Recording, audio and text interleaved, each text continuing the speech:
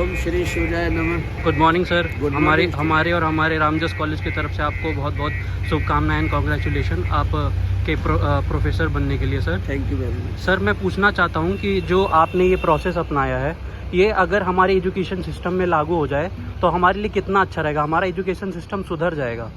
देखिए ये है कि इसमें जैसे मान लो आपने टेस्ट कराते हैं, ये जो है मतलब हम जैसे क्लास टेस्ट लेते हैं। Yes sir. तो इसमें क्या है कि जो वाइट शीट पे है जब हम देते हैं तो हमारा ये अपेक्षा है कि जितने सारे जो वर्ल्ड में या भारत में जितने सारे काम काज होते हैं वो प्लेन शीट पे होते हैं। यस ये सर। बच्चों को लाइनिंग पे तो जो छोटे स्टूडेंट्स होते हैं अपना एक बार उनका हाथ जो है सद जाए तो उसके लिए होता है। अल्टीमेटली सारा जो वर्क है, चाहे आप डिजिटल करें चाहे कंप्यूटर पे करें चाहे हाथ से करें, वो आपको वाइट शीट पे प्लेन शीट पे करना होता है। Yes, sir. अब देखिए हम क्या करते हैं, जैसे मान लो ये क्वेश्चन पेपर आपको दे दिया, यस सर। फिर उसके बाद में स्टूडेंट को हमने सीट दे दी। चाहे ये तो खैर बिजनेस रिसर्च का पेपर है एमकॉम का, और आपका पेपर जो है ना ये सारे के सारे आपके हैं। Yes, तो चाहे वो बिजनेस लॉ हो, तो देखिए इसमें क्या है, स्टूडेंट ने लिख दिया, आपके पास ये क्वेश्चन पेपर है, सारे स्टूडेंट ने जो लिख दिया उनका लिखा हुआ यहाँ पर है। तो उससे क्या है कि इसमें टीचर जो है ना बाउंड हो जाता है अपना पूरा क्षमताएं देने के लिए।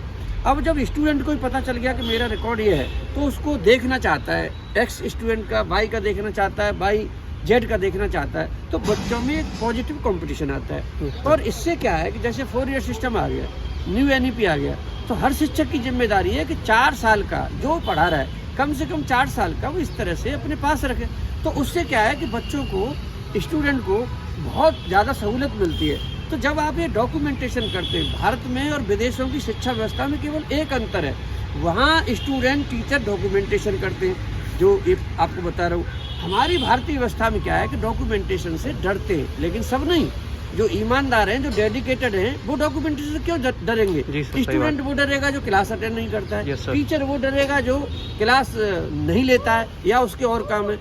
तो आपका ये क्वेश्चन सही है कि अगर ये पूरी तरह से लागू हो जाए, सभी शिक्षक सभी स्टूडेंट अपने अपनी रेस्पॉन्सिबिलिटी समझें और टीचिंग को मतलब एक पैशन के तौर पर ले, देश को बदलने के लिए। ये कोई व्यक्तिगत वो चीज़ नहीं है भाई, एक टीचर भी इंस्टीट्यूट होता है। और आपको एक चीज़ और बता रहा हूँ कि कोई भी टीचर, जैसे मान लो मैं आपको बोल रहा हूँ ना कि अगर बिजनेस लॉ में जिनकी 66.67% अटेंडेंस नहीं है, तो मैं उनको एग्जाम में बिजनेस लॉ नहीं देने दूंगा। जो आपको पता नहीं, शायद मैंने पहले ही बता दिया था जब मैंने दूसरी चीज़ क्या है कि मैं आपको यूनिट वाइज पढ़ा रहा हूँ और उसमें से क्वेश्चन दे रहा हूँ। तो अब आप बताइए कि कहाँ प्रॉब्लम है आपको।